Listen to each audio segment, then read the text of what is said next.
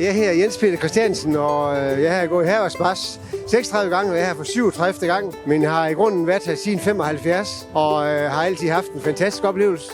Det der fællesskab, det er svært at komme forbi. Vi skal jo op og møde alle de der, vi kender. Og når man har været med så mange år, så kender man rigtig mange.